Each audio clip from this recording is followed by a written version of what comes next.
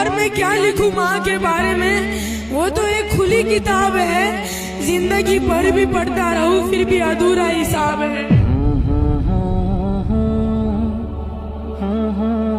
अपनी माँ की इज्जत करो,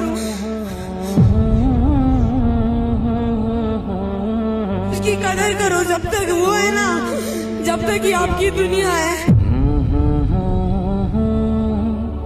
एक मोहल्ला था, उसमें एक खूबसूरत लड़की रहा करती थी।